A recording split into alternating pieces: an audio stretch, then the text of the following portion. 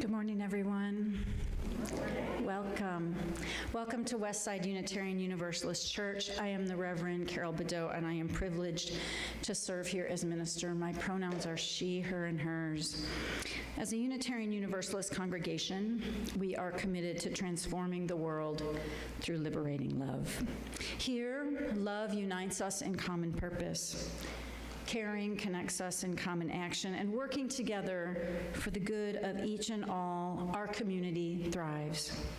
If this is your first time visiting us, we are really glad to have you here today. Thank you so much for coming. In this room, we gather as a community that celebrates the values of Unitarian Universalism. You may be here with us for the first time virtually as well, and I want to make a special welcome to you. Whether you are here with us this morning on Sunday virtually, or maybe you're here at some point in the future watching our YouTube channel. Each and every person, each and every presence matters. Each of us has gifts to share, ideas to share, values to help us understand. We come together in curiosity about the world and about the possibilities that are available to us. So there's a lot going on at Westside. If you are with us virtually, you will have seen some of those things spooling, announcements about what is happening at the beginning of the live stream. You can also find those announcements on our website and on our weekly e-news if you subscribe to that. If you are here in person, you will find these in your order of service, and I'm going to highlight a few of the things going on just so that you are updated. So first, you've been hearing about our fall retreat. And our fall retreat is scheduled for the second weekend. I believe it's the second weekend in November. Now, here's the deal. We had 15 rooms. All 15 rooms are spoken for. However, some of those rooms happen to have 2 beds. So we may, depending on negotiating with some of the people who already have reserved a room, there may be people who are willing to share a room. So if you have already reserved a room and you are willing to share, please let me know. And if you are interested in a space to share and have not yet signed up, please also let me know that. Spirit Quest. I promised a few weeks ago that there would be more information about Spirit Quest, which is our retreat.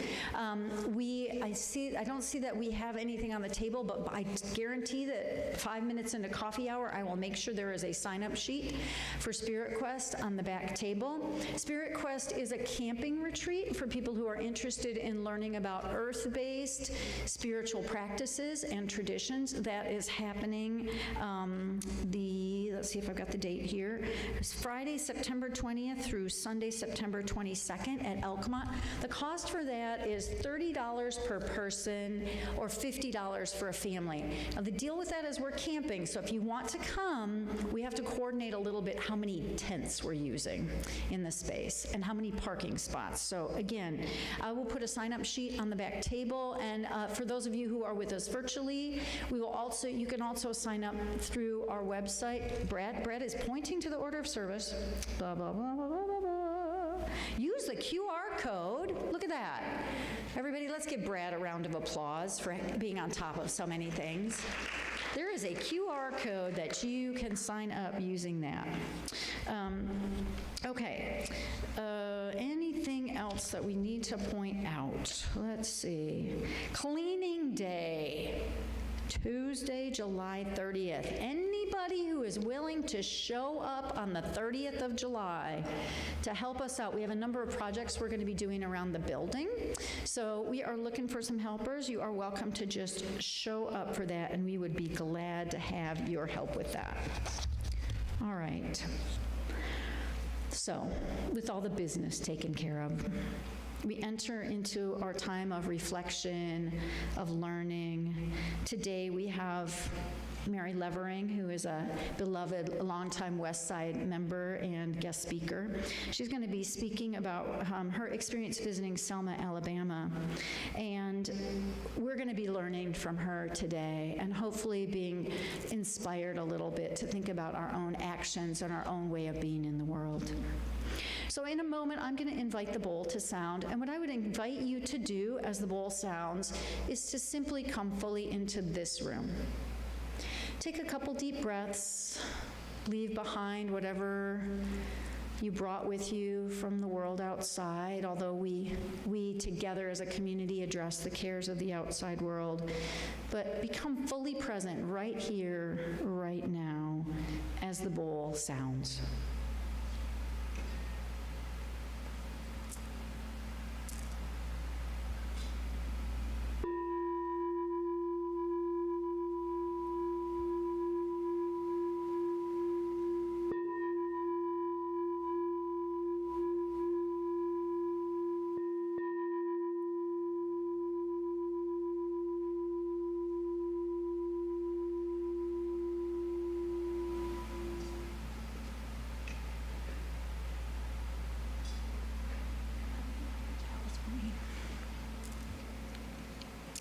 Ellen's going to light the chalice in both of our candles this morning for us. Our chalice lighting words today come from Jami Yandel. We ignite this flame to ignite the sacred power of justice. We light this flame so that it might be a beacon of hope. In moments of uncertainty, fear, anxiety, and the unknown, we light this flame and are emboldened by its blaze. Knowing our strengths as a prophetic and powerful people, we are rooted in the diverse ways we answer the call to love. We're also lighting candles for the concerns and hopes in our larger world. So I know that many of us are aware of what happened in Pennsylvania yesterday, the shooting that occurred at the political rally. And today our candles of concern and hope are for that. I'm going to read to you the statement that the Unitarian Universalist Association has made about that.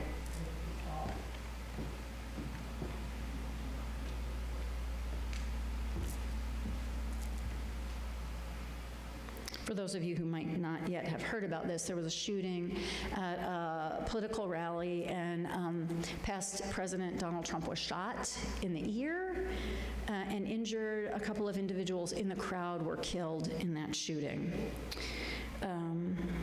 So the Unitarian Universalist Association has made this statement. Unitarian Universalism believes in the right of free speech and the democratic process. Attacks like those on Saturday's political rally weaken democracy, and the Unitarian Universalist Association condemns this attack. At a time when democracy is already at risk, these events will only make our political environment more precarious. As we prepare to meet this moment, we must return to our spiritual grounding and faithful practice. Take a breath. Reflect together. Wait for emerging truth over quick speculation. Anchor yourself in community and relationship that fosters resilience, liberation, and strategy. Cultivate nuance. Seek out deep wisdom and spiritual grounding. Our Unitarian Universalist tradition is rooted in the values of human dignity, justice, compassion, and democratic principles. We remain vigilant in our commitment to protecting our democracy and the integrity of its principles and the rights of all its people. Let us keep love at the center. We are all in this together. So I'd like to invite us all just to take a moment to center in those values. In a time that is difficult, in a time when many of us are feeling anxious, in a time when there is concern about what will happen over the coming months, let us root ourselves in the values of love, democracy, justice for all beings, and let us in our hearts kindle both the light of awareness and the light of hope. We have the ability to hold love at the center. Let us hold love rather than fear at the center, because that is where hope is born. and taking a few deep breaths together.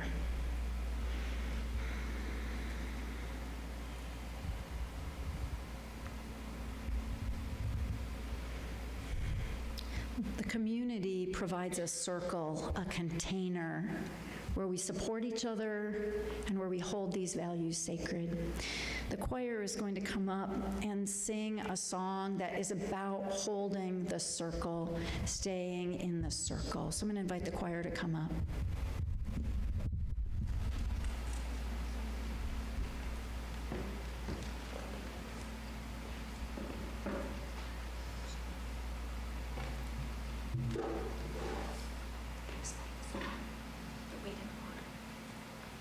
So this song has the same tune, it's one as you might recognize, it's Wade in the Water, but we're going to sing a version of it called Come Join the Circle, to invite you to join our circle of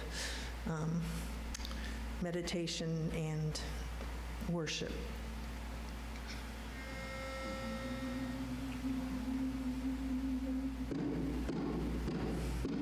Come join the circle.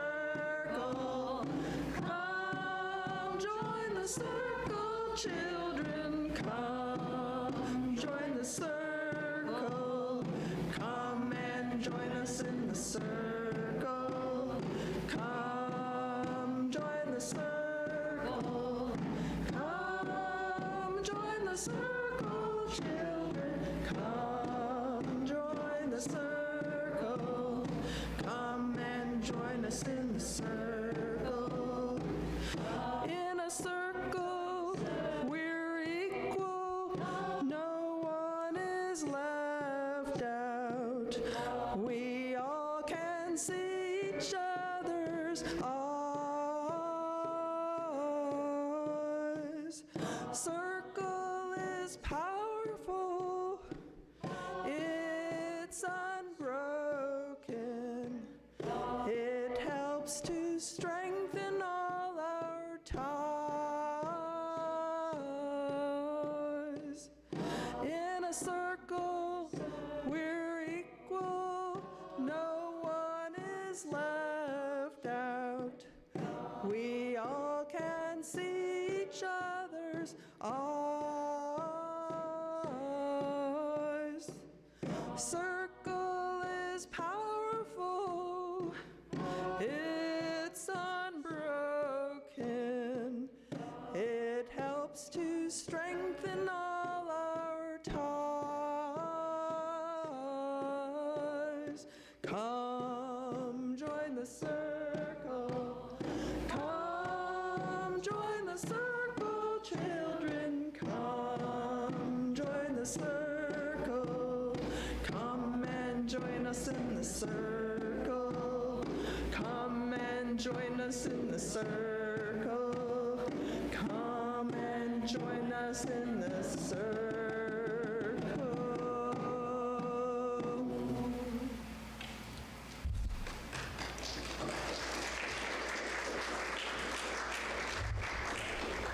And now I'd like to invite Mary to come up and share with us.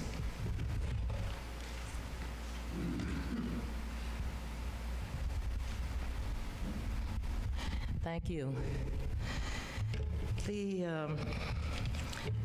I'm afraid the title of this sermon was a little bit too ambitious, and what I'm going to do, in fact, is primarily to tell you a story, and it's the story of my visit to Selma, Alabama in March of this year. My sister Betsy and I decided to go to Selma for the 59th anniversary of the Voting Rights March that is set out on Saturday, March the 7th, 1965, from Selma through the city toward the city of Montgomery, the state capital. Montgomery was about 50-some miles away, right? But it would take them several days to march from Selma, on foot from Selma to Montgomery.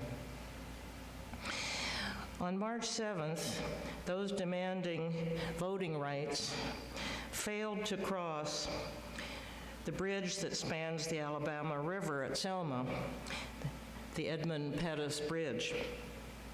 The marchers were brutally turned back by local and law enforcement agents, police dogs, and Alabama state troopers. Many were seriously injured. John Lewis, whose picture adorns my T-shirt today, the leader of the march, as the leader of the Student Nonviolent Coordinating Committee, had his skull cracked on that bridge. 2 days later, the marchers set out again, this time with Martin Luther King at their head, but with a plan to turn back immediately. The marchers turned around voluntarily in response to a restraining order from the U.S. District Court Judge Frank Minnis Johnson. Because Johnson had displayed sympathy to their cause, the leaders of the march decided not to set out for Montgomery until the injunction was lifted. So they did not cross that day the Edmund Pettus Bridge. On March 17th, Judge Johnson lifted his restraining order and ruled that the marchers' First Amendment right to march in protest could not be abridged by the state of Alabama. Judge Johnson had waited to announce this ruling until he had received from the White House an ironclad commitment to enforce the marchers' First Amendment rights. President Lyndon Johnson gave that commitment on March 17th. On March 20th, he nationalized the Alabama National Guard so that he could use them to protect the marchers. Because portions of the route had only 2 lanes, Judge Johnson limited the number of marchers on those portions to 300. Many marchers from Selma had to turn back when they reached the first 2-lane segment. But once the road became 4 lanes, the 300 marchers were joined by thousands. At a park on the outskirts of Montgomery on the night of March 24th, Harry Belafonte, Tony Bennett, Frankie Lane, Peter, Paul and Mary, Sammy Davis Jr., Joan Baez, Nina Simone, and the Chad Mitchell Trio entertained the marchers. To the young folks among you, those names probably don't mean much, but to my generation, those were all important musicians. On the morning of March 25th, approximately 25,000 marchers arrived at the steps of the Capitol building. Along the way, though, and 2 outside white people were killed, James Reeb and Viola Luzo. Footage of the brutal attacks on the marchers in Selma on March 7th put pressure on President Johnson and the Democrats to pass national protections for voting. On March 15th, President Johnson presented the Voting Rights Act to a joint session of Congress. It passed. But Johnson, as a politician who did not want to lose Southern voters, had his Justice Department only minimally enforce the law. To be in Selma in March of 2024 was to be in awe of the courage shown by its black citizens. Nonviolent protesters who sought to vote risked being beaten up and killed. Both before and after 1965, individual African Americans who protested and their communities paid a big price. Many lost their meager livelihood and shelter. They were fired from their jobs, lost tenant farmer arrangements, and were evicted from the homes they rented. Those who lost their homes lived in tents. The African American community in Selma was poor to begin with. Demanding voting rights only made them poorer. Even a visitor can see that Selma, now 75% African American, is a city in decline, a small city in decline, a city of poor people without opportunities and resources. There are 3 restaurants in all of Selma. Nobody can afford, in Selma, can afford to go out and eat in restaurants. If they do, it's going to be McDonald's.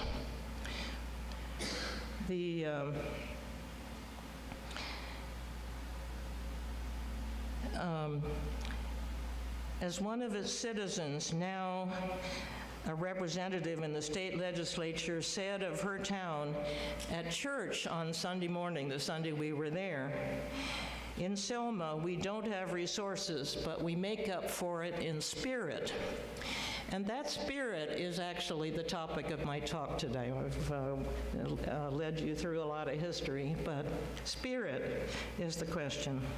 How can you make up in spirit for poverty?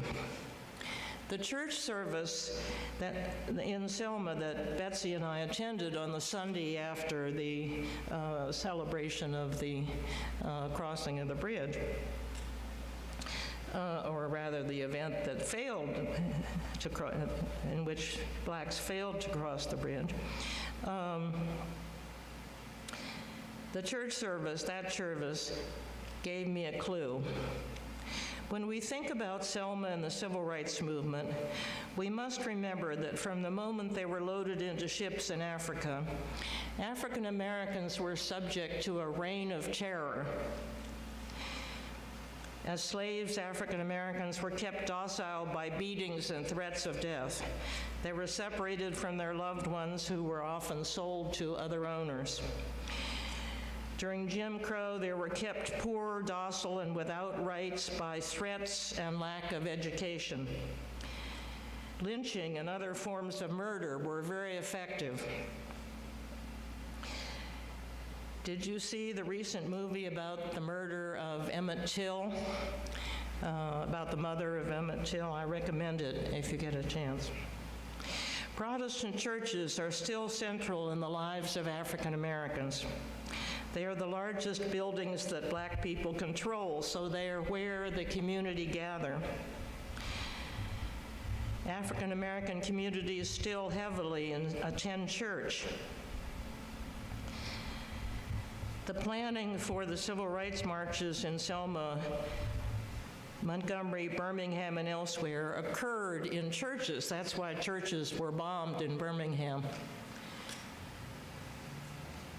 Protestant churches are still central in the lives of African Americans. They are the largest, said that already. Although they were forbidden to learn to read, African American slaves found a lot of meaning in the Bible. The Bible, after all, tells of a people whom God freed from slavery. African Americans made and continue to make music in churches. Most of the hour-long Sunday service we attended in Selma was music, though it included the best sermon I have ever heard. Music gives spirit. Sermons give spirit. How do you create spirit when you are locked in poverty?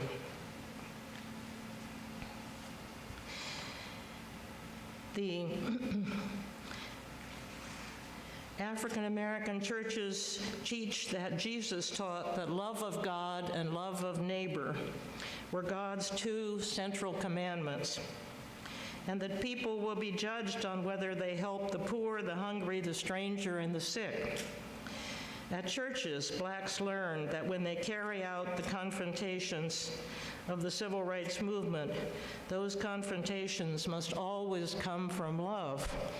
Which brings us around to what was mentioned by Reverend Carol before the sermon began, right?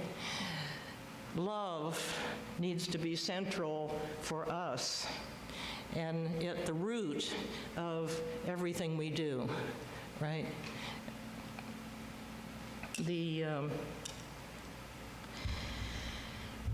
Perhaps this is what the Alabama state congresswoman wanted to say about her hometown community when she said that they make up in spirit for their lack of resources.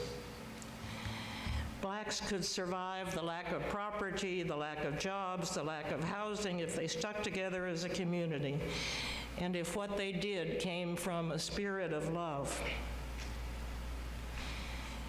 It's likely that you and I are much better off financially than many of the African American inhabitants of Selma in 1965 and today. But how well have we learned to love our neighbors? Do I have the courage that they had to stand up in love for what is right? Am I strong in spirit? These and not money are what count. I haven't been tested as African Americans have been tested. As Unitarians, well, let me say one other thing. I think, however, that we are about to be tested. The state of American politics demands action that may be dangerous. I happen already to be breaking the law by funding trips for young women out of state to get abortions, right? In many states, that has been outlawed. Simply helping a person get an abortion has become illegal, right? As Unitarians and as members of this church, we are committed to seek justice for African Americans. Our support of the bottom earlier this church year is a good start. But my question for us today is, what else can we do? What else could we do? I learned in Selma that voting rights are still an issue. There are all kinds of groups, African American groups came to Selma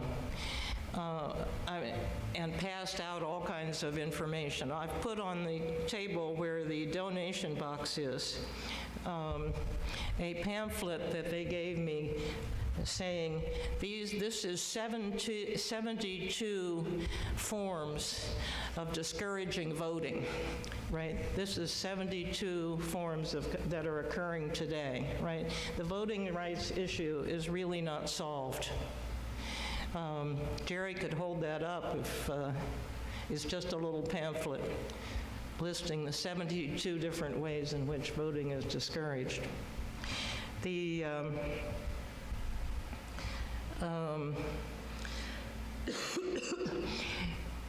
And I brought a little flag which shows Martin Luther King and John what was his name? Forgotten. The other issue that was strongly brought up at Selma, and there were people came to Selma representing every black group that you can think of, many of which are political as well as others. One group passed out postcards, already printed up postcards, to send to President Biden, saying, reparations, if you do nothing about reparations, you won't be elected. Doing something about reparations is the only way that you will be elected. Well, I took a postcard, but I didn't send it to President Biden because in my understanding, I don't think that we have any hope to get our Congress to approve of reparations for black people. If the President Biden could do it by personal fiat in some way, it might be possible, but, and yet, of course, reparations ought to be something that we're working toward. It ought to be. The labor of these people was used for free, right, and under conditions of slavery for 400 years. The descendants of those people, what have we created to help them? What we've created to help them is welfare. But even that, of course, is being undermined in our political situation today.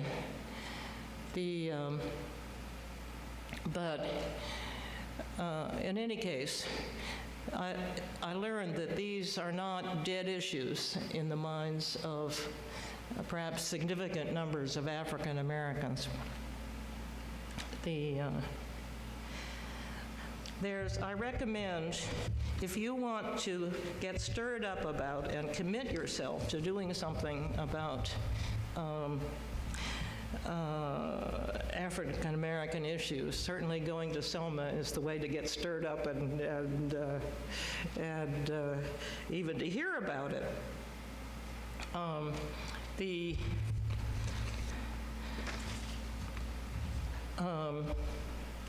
As Unitarians and as members of this church, we are committed to seeking justice for African Americans. Our support of the bottom, which we did during the previous quarter of our church year, is a good start. But I think we ought to be asking ourselves what else we can do. What else we can do. Thank you very much.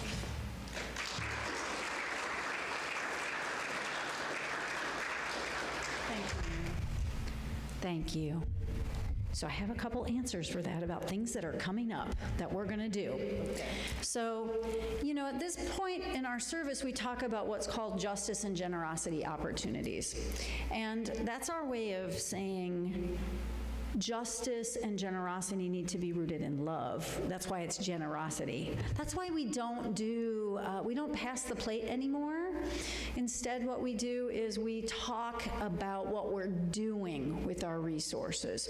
So if you want to make a financial contribution to this institution, that is very much welcomed. You can do that using the QR code on your screen. You can do that using the QR code on the box at the back of the room. You can always deposit a check or a cash in that box. But it's really helpful to know what we do with our resources. So as Mary mentioned, previously this year we were supporting an organization called The Bottom, which is an African American organization in Knoxville. It's called The Bottom because that is what the community called their community area, where the African American community in Knoxville was really centered until it was taken to build Neyland Stadium. And they said, "We're sorry, you all got to leave. We're building a football stadium." And that's what they did. So The Bottom was the community. Is that right? Isn't that off? Huh? No. Tell me. It was to build the conference center and The Civic Center. It wasn't down at the stadium? Well, thanks. See, that's why we need a community. It was the Civic Center down by World's Fair Park.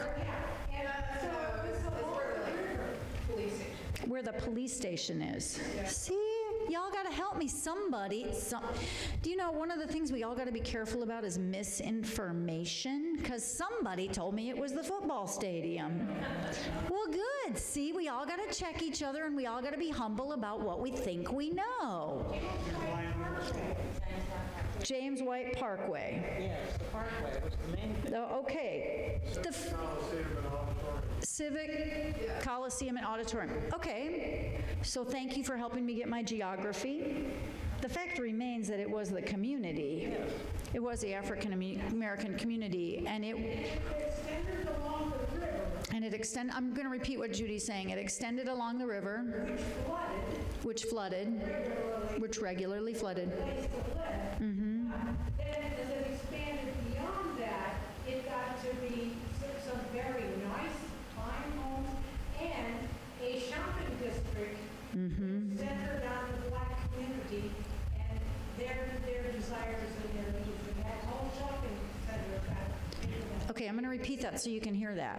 So the area was along the river, which flooded, which wasn't a great place to live, but it spread. And as it spread, it became a nicer area, nicer homes, a shopping area, community center. It was a community area, which was then taken to build James White Parkway, the Coliseum. Am I getting this right? Yeah, okay. Please check your information. Always, people, fact check your information. Thank you all for helping keep me on target here. The bottom line is that the bottom calls itself that in honor of that community.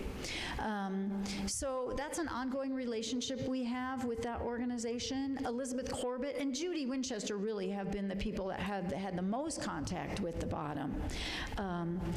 We continue to receive requests from them for things that where they have needs that we continue to try to support.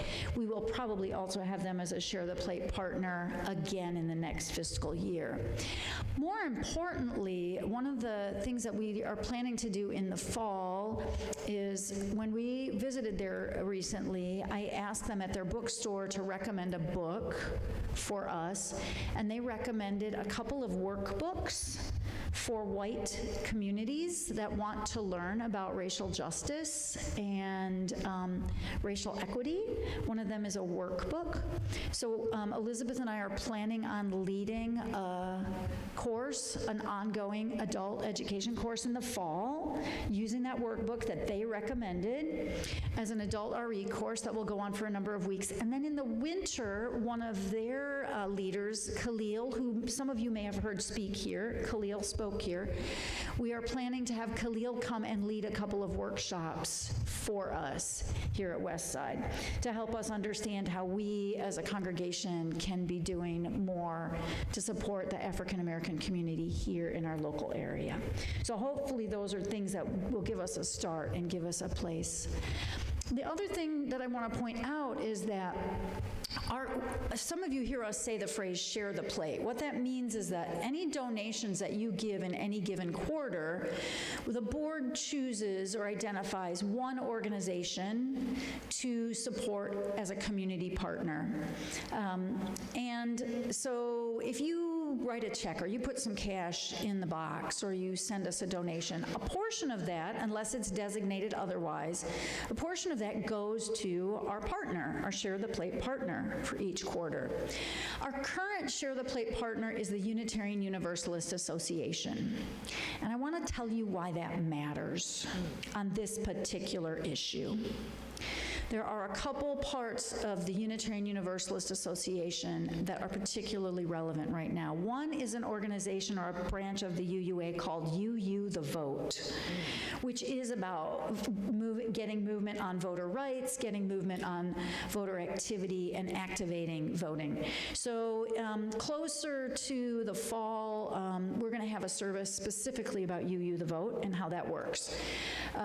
You will also, if you pay attention to what's happening in Unitarian Universalism more broadly, there is an incredible move to make the voices of BIPOC people much more loud in our movement. There is a committed effort to centering the voices of Black, Indigenous, people of color, Black and Indigenous and people of color, okay? So the denomination is taking this very seriously. If you look on those of you who have a physical order of service, you will see this little thing, this little new picture on the back of it. It's a little up in that left-hand corner. It's a chalice with those 6 sort of flames of different colors around it. A couple of weeks ago at our General Assembly, the denomination voted the final approval of a new statement of principles and purposes. We actually changed our bylaws as a denomination. And the whole Article 2 isn't written here. But what's important about the changes to Article 2 is 2 things. The statement of our purpose has been changed to say that the purpose of Unitarian Universalism is to engage us in transforming the world through liberating love, which is a pretty powerful statement, transforming the world through liberating love, and then each of those values I will tell you right now that the acronym that's being used is JETPIG, which is a little bit, we're going to see memes, really crazy memes, but JETPIG is justice, equity, transformation, pluralism, interdependence, and generosity. That's what it means. But what's new is that those values, as they are stated, now include statements of accountability, that we hold ourselves accountable. So I encourage you to go on the UUA's website and look at that, because, and we've got versions of them here, we can put them up again on our website. They say that we're holding ourselves accountable, and as Mary said, our commitment doesn't mean much if we don't hold ourselves accountable to these actions. So we are starting to hold ourselves accountable for doing some of this work. I want to tell you one more story about someone Mary mentioned, James Reeb. So Mary mentioned that one of the two people who was killed right at the beginning of that event in that March of that year was a man by the name of James Reeb. He was a Unitarian minister. He was one of the first ministers to respond to Martin Luther King's call to support the activities going on in Selma. James Reeb went there. He was killed on, I believe, his first night in town. And so that's a horrible, sad thing, but here's the follow-up to that. I'm trying to remember what year it was that Bill Sinkford was elected president. We had a couple presidents ago, our first denominational president of the Unitarian Universalist Association, who was African American, was Bill Sinkford. And Bill Sinkford was president of the Unitarian Universalist Association at the time that past President Barack Obama was elected president of the denomination of the nation. So on the Sunday after President Obama was elected, the first African American president of the nation, our first denomination's African American president sent roses to James Reeb's wife and all of his children, and said to them, "We have not forgotten." This is an important thing. Unitarian Universalism, we are, as I've demonstrated in my lack of good history, we are imperfect. We fail. We mess things up, we forget things, we don't know exactly what we're doing, we stumble. But we remain committed as a denomination, and we are willing to keep trying. And that moment in Unitarian Universalism was a powerful one when Bill Sinkford remembered to not take for granted James Reeb's family and to say, things really have changed, we won't give up. And I encourage you all in the next few months to hold that spirit. To hold that spirit in your hearts and in your minds. Because there are going to be challenges. We're going to see things like what happened yesterday continue to happen. It's not going to be an easy next time in our nation. But we will remain committed. We will work as a community. We will help each other be accountable. And we will make a difference, because we do hold love at the center. So, Mary, do you have some closing words for us you'd like to share? Why don't you go ahead? All right, so I'd like to invite you all to stand if you're willing and able.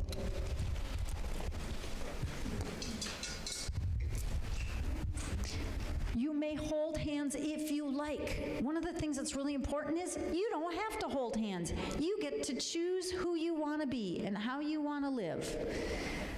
We value your right to not hold any hands if you don't want to. Because even if you're not holding hands, you're still in the circle. Come join the circle. Circles are stronger than individuals. Together, we have the ability to help each other, to encourage each other, to hold each other accountable, and to make a difference in the world. This isn't a one person figures it out kind of a time in our planet by any stretch of the imagination.